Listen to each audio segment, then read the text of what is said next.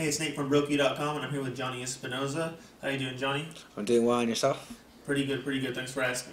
And you're coming off a big win against Jake Warren, November 20th at Conquest in the Cage 5. Won a unanimous decision. Did Jake Warren present any problems that you didn't foresee? No, I knew he was going to give me problems. I knew where he wanted to fight, and so I just stuck to my game plan. Okay, now were you surprised that he was able to last so long? I mean, you hit him with some pretty big shots. I remember in the first round you caught him with a huge knee, and he just kept on, fighting. Yeah, actually, it was pretty frustrating. My first couple fights went by really fast. Ended them in the first round. So actually, after I hit him with some big punches, and he didn't go down, I was just like, man, I'm in for 3 rounds. But I was prepared to go 3 rounds, so it didn't shock me too bad. Okay. Now, was there anything in the fight you wish you could have done differently? Now, I watched the fight actually a few times after, and I noticed I fought a really smart fight.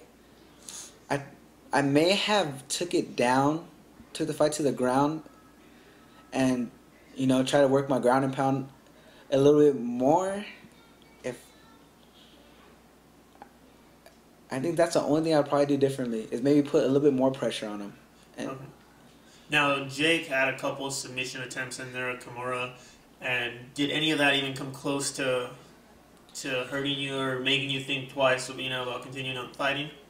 No, I mean, I thought twice about going to the ground with him. Okay. And once I took it to the ground, I knew I was expecting him to go for something.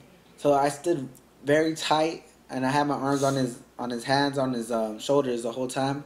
But he did go for a couple of submissions, and I defended it pretty well. But the ground wasn't somewhere where I wanted to be with a guy like Jake. So. Okay. Now, do you got any other fights lined up coming up anytime soon? No, but I would like to fight in late January and early February, and just get tougher and tougher opponents, and test myself and go up that 155 weight category. And I mean, your career is really young still. I mean, you're already 3-0. Show a lot of promise. I mean, is there a certain amount of fights you're trying to hit within a year, or how do you decide how often you want to fight? Actually, it's whenever they come. Whenever I get offered a good fight, I want to take it. As long as I'm not getting hurt or getting injured, I mean, I'm willing to take a fight within like a month or two, and just get ready for a fight. But I want to prepare. I can't even say it right now. Prepare for every fight, and take my time with each opponent. Okay. But I would want to go up to 5 fights and then take a really big fight. Okay. Now, since you're a young guy, a lot of guys, they kind of just take fights they might not be ready for. When it comes to the fights, you're accepting. I mean, what are you thinking about your longevity in the sport, or is it more about just trying to make an immediate impact? I would like an immediate impact, but I feel like I'm ready to fight anybody as long as I'm given the amount of time to train for them. Okay. Now, when you're fighting, some local shows and things like that, a lot of times you have issues, with opponents following through. Like, I know you were supposed to actually fight at Respect in the Cage, the first one, and that event just nothing was going your way, opponents were pulling out left and right. How does that mess with you psychologically? It actually got to me pretty bad at that time, because I was given a name, I accepted it, he backed out.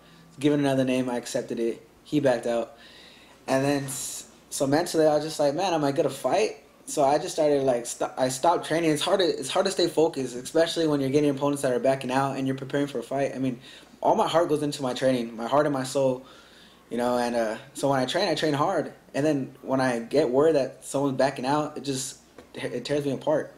So. Now you're training up at True Warrior, correct? Yes. Now, how's training over there with Toby Greer going?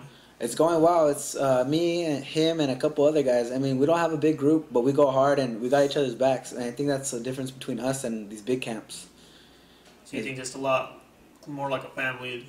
Yeah, it's more like a family. I mean, when he was supposed to fight a week after me, or 2 weeks after my fight, I was in there on that Monday sparring with him, getting him ready for his fight. So, I mean, we have each other's back. And that's good, that's good. Well, Johnny, we hope to see you back in action soon. Hopefully, opponents start pulling out, from your fights. I mean, that's a good sign, though. It means the guys don't want to fight you, right? If they're pulling out. Yes. So, so hopefully we see you soon, and everyone make sure to check out Brokey.com to see more interviews with Johnny Espinoza. All right, thank you guys.